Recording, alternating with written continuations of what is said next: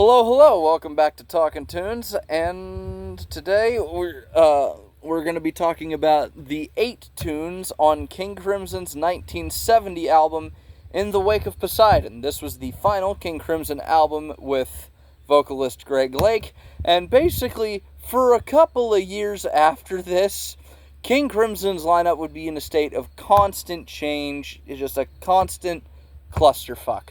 So it's just I'm not going over the personnel on this album. Obviously, Robert Fripp was involved. But yeah, so song number 1, Peace, A Beginning. This is a 50-second a cappella opening, obviously sung by Greg Lake. It's cool, it's nice, it's neat, but nothing I haven't heard before. You know what I mean? Song number 2, Pictures of a City. It's a jazzy number, but there's a problem. And this is a problem that plagues this album a lot. It feels like it's trying to be another 21st Century Schizoid Man. It feels like it's trying to have, like, another one of those, excellent, great riffs. You know what I mean? And it just doesn't. It's like, it even has like the middle section of Controlled Musical Chaos and, 2 verses before that and then a final verse after that concludes and then the song ends. It's just, again, it's cool, it's neat, but they did this on their last album. They just did this on their debut. Maybe, like, and, problems like that continue into song number 3, Cadence and Cascade. Again, it's a nice, peaceful acoustic number. It's very pleasant, but it's clearly trying to be another I Talk to the Wind, right down to the fact that it's got a flute solo in it. It's a nice song. It's a pleasant song. It's a good song. It's just, I have no real desire to listen to it outside of this album, you know what I mean? I don't hate the song. I do not think it's a bad song. If this was released today, I'd be like, damn, that's a good fucking song right there.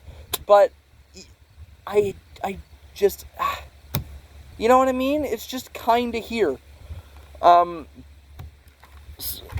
number 4, we've got In the Wake of Poseidon. It feels like they're trying to do Epitaph again. It's sung in a similar way. It has like the same kind of epic type Mellotron opening. It's like, it's not bad, it's just derivative, and it's a problem. Like, it's a problem that plagues this album. It's very clearly trying to be another Court of the Crimson King. This album feels like, to a degree, this album feels like it's, it doesn't have as much passion put behind it. And, maybe that is the case because the band was kind of like in a clusterfuck at the time. Nobody knew who was leaving. Greg Lake was already starting Emerson, Lake & Palmer. Emerson, Lake & Palmer were already in the process of getting going. Greg Lake agreed to do the vocals for this album. He plays a little bit of bass on it, and he appeared with them on Top of the Pops. But after that, that was the end of his involvement with King Crimson, unfortunately. Like, he wanted to reunite with them, but it never wound up happening. But yeah, song number 5. This is the start of side 2. This is Peace, a Theme. It's the same melody as the beginning. It's just played on an acoustic guitar, and there's no vocals, and it's 45 seconds longer. It's a minute and 15. No, that's not 45 seconds. 25 seconds longer. It's a minute and 15 as opposed to 50 seconds. So, yeah, it's kind of there.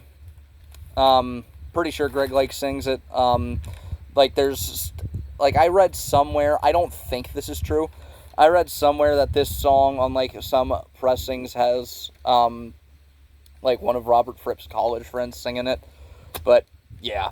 Also, during the vocals, and at the time unknown, Elton John was almost booked to sing this to sing on this album, but it didn't happen. So yeah, like Robert Fripp canceled it and just asked Greg like, hey, can you finish this? And he was like, fine, but I want your PA equipment. And Robert Fripp was like, all right. So yeah. Song number 6, Cat Food. This is the first song that doesn't feel like we're retreading ground.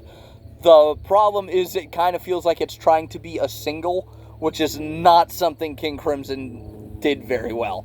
I mean, the Court of the Crimson King had memorable songs and songs that definitely could be singles, but they didn't feel like they were trying to be singles. They just felt like they were trying to be cool. This feels like it's trying to be a single, and while it does that very well, and it is very cool, it's just kind of like, meh. It's got a neat bass line. The lyrics are pretty funny. Like, it's talking about, looking, shopping in supermarkets, which were like kind of like a new thing in Britain at the time. And it's all right. It's not terrible. I really like this song, especially that no use to complain if you're caught out in the rain. It's all driving you insane. Cat food, cat food, cat food again. Boom, boom, boom, boom, boom. It's just, again, it's nice. Song number 7, The Devil's Triangle. This is the longest song on the album at basically 12 minutes. And it's that 12 minutes of music that constantly feels like it's going to explode into something cool, but never does. And it has this stupid avant-garde section, and it weirdly samples the "oh" from the title track of Court of the Crimson King, which really cements that this album is trying to be another Court of the Crimson King, and it just doesn't succeed. It doesn't feel as original, because it's definitely, musically, sonically, got very similar qualities. It's just meh. It's just meh. And also, what I mean by music where nothing happens, that's not technically true. Like, stuff does happen. I just feel like you have to be, like, a big fan of music theory to appreciate it. I don't give a shit about music theory. I just know what sounds cool. And to me, this song does not sound cool. It's boring. Nothing happens. It's like the inverse of Moonchild from the previous album. It's just, It's just, like, Moonchild has like 10 minutes where nothing happens. This is 12 minutes where nothing happens. It's just, what's the point of it? Why? Doesn't need to be here. Although it kind of does. It feels like an album filler to a degree. And then song number 8, the final song, Peace and End. It's a combination of beginning and theme. So it's got a cappella in the first half, and then it's got vocals paired with acoustic guitar in the second half. It's not a bad album. It's not a bad album, but it's a very derivative album. It's an album that feels like it didn't have as much passion put behind it as the debut album. It feels like it was made more out of obligation than inspiration, and they did a good job. It's recorded well, it's produced well, it sounds good, it just doesn't sound unique, and that's the problem. But yeah, thank you all very much for watching. If you've enjoyed this video, please feel free to leave a like on it. If you have something to add, if you disagree with me, please feel free to subscribe. This album is very boring. I really like their previous album. It was like one of the first albums I reviewed this year, but it's just If you want to continue along this musical journey with me, please feel free to subscribe. If you want to hear me talk about something other than music, I have a podcast with two of my buddies. It's called Dorkies. I will leave a link to the latest episode of that in the description down below. And if you want to hear what I happen to be listening to that day, you can follow me on Instagram. I will leave a link to that in the description down below. I post a 15-second segment of a song on my story there every single day. And with that, I would like to remind you all to stay weird and keep jamming. See you in the next one. Take care.